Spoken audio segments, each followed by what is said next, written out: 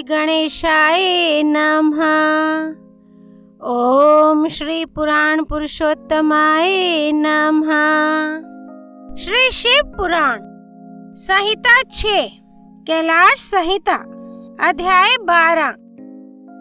प्रणव के वाच्यार्थ रूप सदाशिव के स्वरूप का ध्यान, वर्णाश्रम धर्म के पालन का महत्व, ज्ञानमयी पूजा, संन्यास के पूर्वांग भूत नांदी श्राद्ध एवं ब्रह्म यज्ञ आदि का वर्णन। श्री स्कंद ने कहा, महाभाग मुनीश्वर वामदेव, तुम्हें साधुवाद है, क्योंकि तुम भगवान शिव के अत्यंत भक्त हो और शिव तत्व के ज्ञाताओं में सबसे श्रेष्ठ हो। तीनों लोकों में कहीं कोई ऐसी वस्तु नहीं है जो तुम्हें ज्ञात ना हो। तथापि तुम लोक पर अनुग्रह करने वाले हो, इसलिए तुम्हारे समक्ष इस विषय का वर्णन करूंगा। इस लोक में जितने जीव हैं, वे सब नाना प्रकार के शास्त्रों से मोहित हैं। परमेश्वर की अति विचित्र माया ने उन्हें परमार्थ से वंचित कर दिया है। अतः प्रणव के वाच्यार्थ भूत साक्षात महेश्वर को वे नहीं जानते। वे महेश्वर ही सगुण, निर्गुण तथा त्रिदेवों के जनक परब्रह्म परमात्मा हैं। मैं अपना दाहिना हाथ उठाकर तुमसे शपथ पूर्वक कहता हूँ कि यह सत्य है, सत्य है, सत्य है।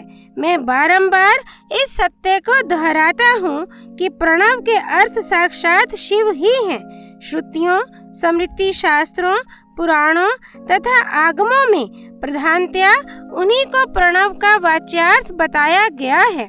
जहाँ से मन सहित वाणी उस परमेश्वर को ना पाकर लौट आती है, जिसके आनंद का अनुभव करने वाला पुरुष किसी से डरता नहीं। ब्रह्मा, विष्णु तथा इंद्र सहित ये संपूर्ण जगत भूतों और इंद्रिय समुदाय के साथ सर्वप्रथम जिससे प्रकट होता है, जो परमात्मा स्वयं किसी से और कभी भी उत्पन्न नहीं होता, जिसके निकट विद्युत, सूर्य और चंद्रमा का प्रकाश काम नहीं देता तथा जिसके प्रकाश से ही ये संपूर्ण जगत सब ओर से प्रकाशित होता है, वह परब्रह्म परमात्मा संपूर्ण ऐश्वर्य से संपन्न होने के कारण स्वयं ही सर्वेश्वर शिव नाम धारण करता है। हृदयाकाश के भीतर विराजमान जो भगवान शंभु मुमुक्षु पुरुषों के ध्येय हैं, जो सर्वव्यापी प्रकाशात्मा भास स्वरूप एवं चिन्मय है, जिन परम पुरुष की पराशक्ति शिवा भक्ति भाव से सुलभ मनोहरा निर्गुण अपने गुणों से ही निगूढ़ और निष्कल हैं, उन परमेश्वर के 3 रूप हैं, स्थूल, सूक्ष्म और इन दोनों से परे। मुने मुमुक्षु योगियों को नित्य कर्मशः उनके इन सब रूपों का ध्यान करना चाहिए। वे शंभु, निष्कल, संपूर्ण देवताओं के सनातन आदिदेव, ज्ञान क्रिया स्वभाव एवं परमात्मा कहे जाते हैं। उन देवादिदेव की साक्षात मूर्ति सदा शिव है। ईशानादि 5 मंत्र उनके शरीर हैं। वे महादेव जी पंचकला रूप हैं। उनकी अंग कांति शुद्ध स्फटिक के समान उज्जवल है। वे सदा प्रसन्न रहने वाले तथा शीतल आभा से युक्त हैं। उन प्रभु के 5 मुख, 10 भुजाएं और 15 नेत्र हैं। ईशान मंत्र उनका मुकुट मंडित मस्तक है। तत्पुरुष मंत्र उन पुरातन प्रभु का मुख है। अघोर मंत्र हृदय है। वामदेव मंत्र गुहे प्रदेश है तथा सद्योजात मंत्र उनके पैर हैं। इस प्रकार वे पंच मंत्र रूप हैं। वे ही साक्षात साकार और निराकार परमात्मा हैं। सर्वज्ञता आदि 6 शक्तियाँ उनके शरीर के 6 अंग हैं। वे शब्दादि शक्तियों से स्फुरित हृदय कमल के द्वारा सुशोभित हैं।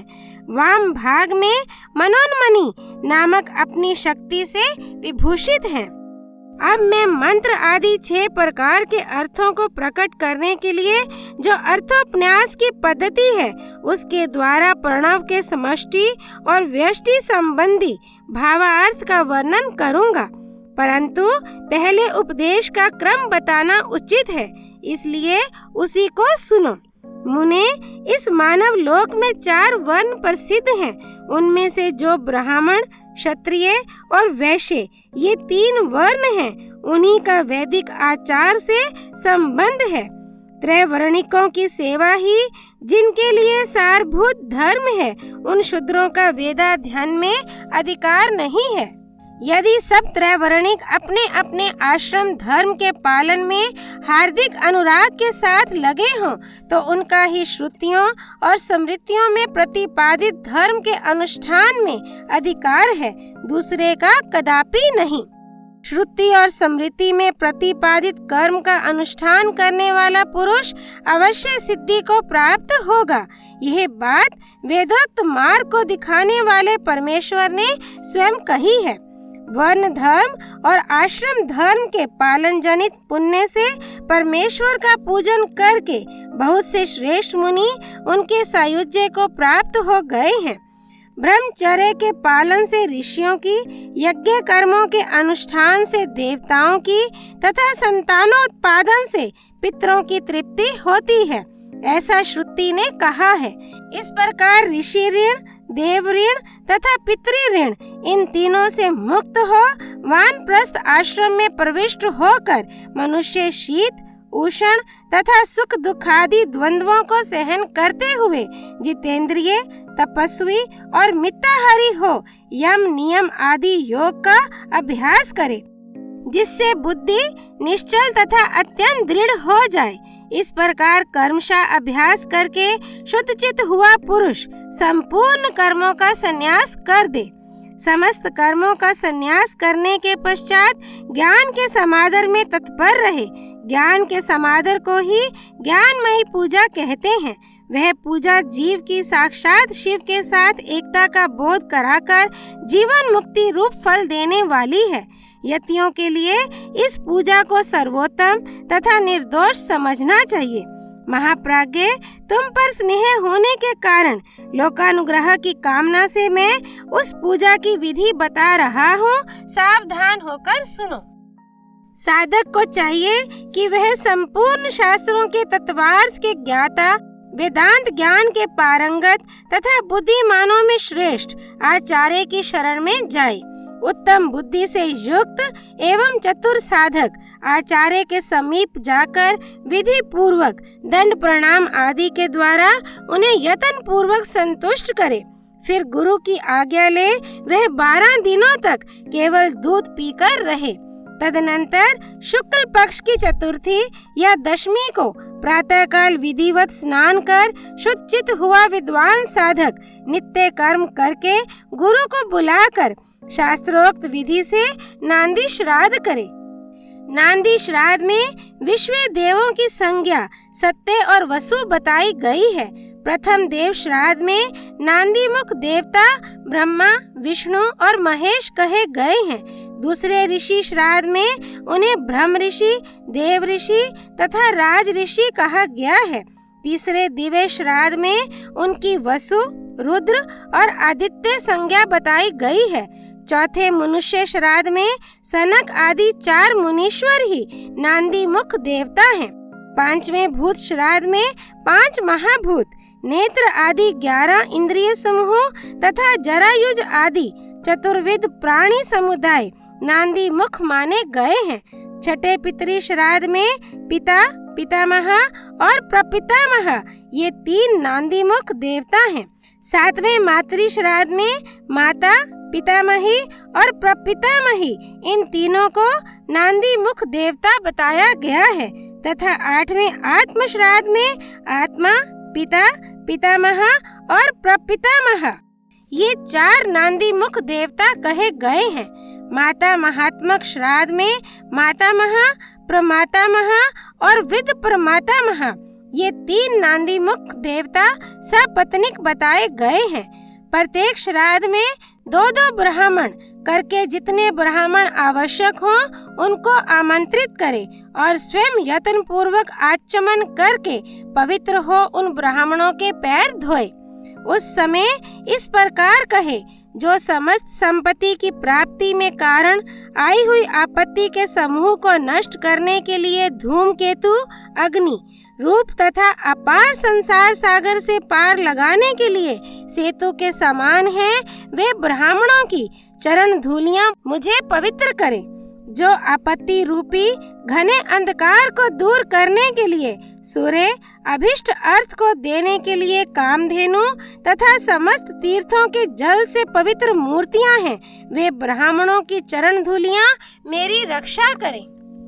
ऐसा कह पृथ्वी पर दंड की भांति पड़कर साष्टांग प्रणाम करे। तत्पश्चात पूर्वाभिमुख बैठकर भगवान शंकर के युगल चरणार बिंदों का चिंतन करते हुए दृढ़ता पूर्वक आसन ग्रहण करे। हाथ में पवित्री ले शुद्ध हो नूतन यज्ञोपवीत धारण कर 3 बार प्राणायाम करे। तदनंतर तिथि आदि का स्मरण करके इस तरह संकल्प करे, मेरे सन्यास का अंगभूत जो पहले विश्व देव का पूजन, फिर देवादि अष्टविधि श्राद्ध तथा अंत में माता महाश्राद्ध है, उसे आप लोगों की आज्ञा लेकर मैं पार्वण की विधि से संपन्न करूंगा।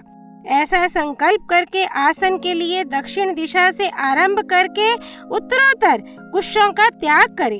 तत्पश्चात आचमन करके खड़ा हो वर्ण कर्म का आरंभ करे। अपने हाथ में पवित्री धारण करके 2 ब्राह्मणों के हाथों का स्पर्श करते हुए इस प्रकार कहे, हम विश्व देव श्राद्ध के लिए आप दोनों का वरण करते हैं। आप दोनों नांदी श्राद्ध में अपना समय देने की कृपा करें। इतना सभी श्राद्धों के ब्राह्मणों के लिए कहें। सर्वत्र ब्राह्मण वरण की विधि का यही क्रम है। इस प्रकार वरण का कार्य पूरा करके 10 मंडलों का निर्माण करे। उत्तर से आरंभ करके 10 मंडलों का अक्षत से पूजन करके उनमें कर्मशः ब्राह्मणों को स्थापित करे। फिर उनके चरणों पर भी अक्षत आदि चढ़ाए। तदनंतर संबोधन पूर्वक विश्वदेव आदि नामों का उच्चारण करे और कुश, पुष्प, अक्षत एवं जल से इदम व पाद्यम कहकर पादे निवेदन करे। इस प्रकार पादे देकर स्वयं भी अपना पैर धो ले और उत्तराभिमुख हो आचमन करके एक एक श्राद्ध के लिए जो 2-2 ब्राह्मण कल्पित हुए हैं उन सबको आसनों पर बिठाए तथा यह कहे, विश्व देव स्वरूप ब्राह्मण के लिए ये आसन समर्पित है। ये कहे कुशासन दे स्वयं भी हाथ में कुश लेकर आसन पर स्थित हो जाए। इसके बाद कहे, इस नांदी मुख श्राद्ध में विश्व देव के लिए आप दोनों क्षण समय प्रदान करें। तदनंतर प्राप्नुताम भवंतो आप दोनों ग्रहण करें। ऐसा कहे। फिर वे दोनों श्रेष्ठ ब्राह्मण इस प्रकार उत्तर दें, प्राप्नुयाव हम दोनों ग्रहण करेंगे। इसके बाद यजमान उन श्रेष्ठ ब्राह्मणों से प्रार्थना करे, मेरे मनोरथ की पूर्ति हो, संकल्प की सिद्धि हो, इसके लिए आप अनुग्रह करें। तत्पश्चात पद्धति के अनुसार अर्घ्य दे पूजन कर शुद्ध केले के पत्ते आदि धोए हुए पात्रों में परिपक्व अन्न आदि भोज्य पदार्थों को परोसकर पृथक पृथक कुश बिछाकर और स्वयं वहां जल छिड़क कर प्रत्येक पात्र पर आदर पूर्वक दोनों हाथ लगा पृथ्वी ते पात्रम इत्यादि मंत्र का पाठ करे। वहां स्थित हुए देवता आदि का चतुर्थ्यंत उच्चारण करके अक्षत सहित जल ले स्वाहा बोलकर उनके लिए अन्न अर्पित करे और अंत में ना मम इस वाक्य का उच्चारण करे। सर्वत्र माता आदि के लिए भी अन्न अर्पण की यही विधि है। अंत में इस प्रकार प्रार्थना करे, जिनके चरणार बिंदों के चिंतन एवं नाम जप से न्यूनता पूर्ण अथवा अधूरा कर्म भी पूरा हो जाता है, उन सांब सदाशिव उमा महेश्वर की मैं वंदना करता हूँ। इसका पाठ करके कहे, ब्राह्मणों मेरे द्वारा किया हुआ यह नांदी मुख श्राद्ध यथोक्त रूप से परिपूर्ण हो, यह आप कहें। ऐसी प्रार्थना के साथ उन श्रेष्ठ ब्राह्मणों को प्रसन्न करके उनका आशीर्वाद ले और अपने हाथ में लिया हुआ जल छोड़ दे। फिर पृथ्वी पर दंड की भांति गिरकर प्रणाम करे और उठकर ब्राह्मणों से कहे, यह अन्न अमृत रूप हो। फिर उदार चेता साधक हाथ जोड़ अत्यंत प्रसन्नता पूर्वक प्रार्थना करे।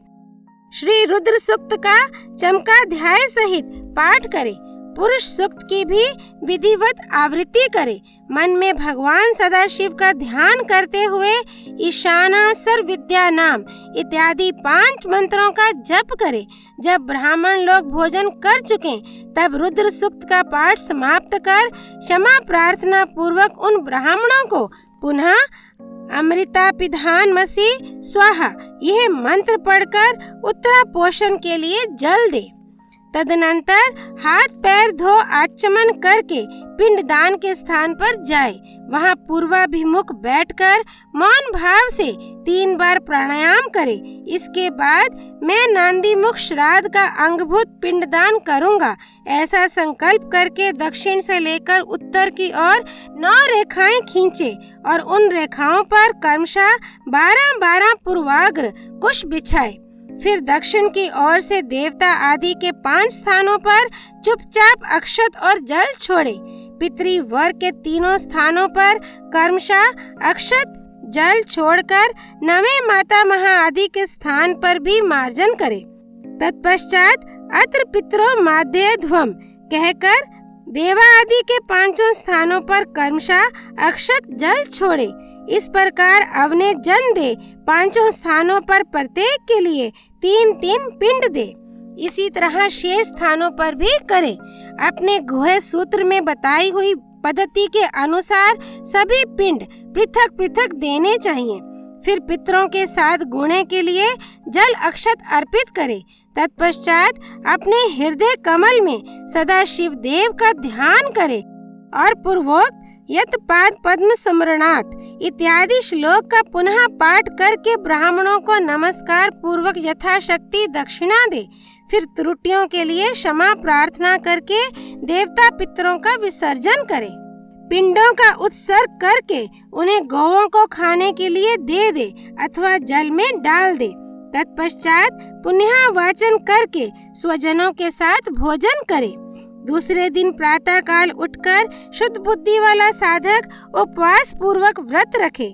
कांख और उपस्थ के बालों को छोड़कर शेष सभी बाल मुंडवा दे, परंतु शिखा के साथ 8 बाल अवश्य बचा ले। फिर स्नान करके धुले हुए वस्त्र पहनकर शुद्ध हो 2 बार आचमन करके मौन हो विधिवत भस्म धारण करे। पुण्य वाचन करके उससे अपने आप का प्रोक्षण कर बाहर भीतर से शुद्ध हो होम द्रव्य और आचार्य की दक्षिणा के द्रव्य को छोड़कर शेष सभी द्रव्य महेश्वरार्पण बुद्धि से ब्राह्मणों और विशेषता शिव भक्तों को बांट दे। तदनंतर गुरु रूपधारी शिव के लिए वस्त्र आदि की दक्षिणा दे।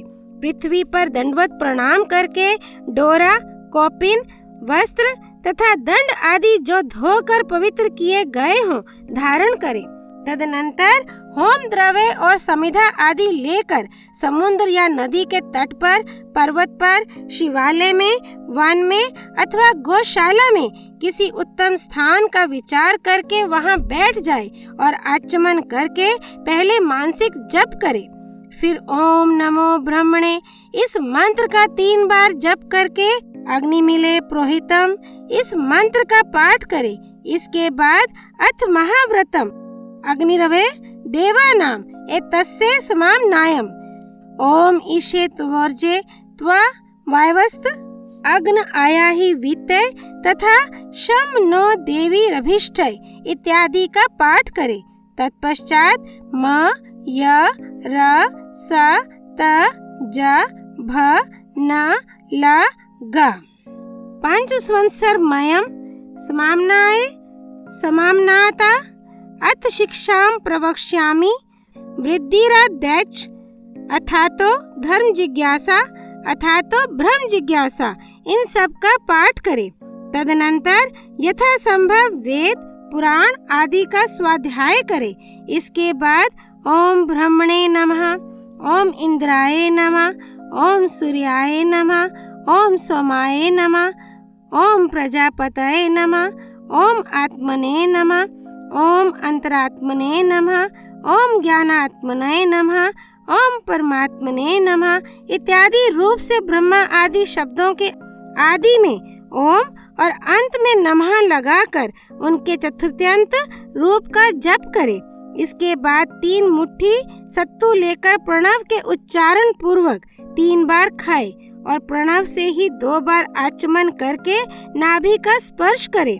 उस समय आगे बताए जाने वाले शब्दों के आदि में प्रणव और अंत में नमः स्वाहा जोड़कर उनका उच्चारण करे।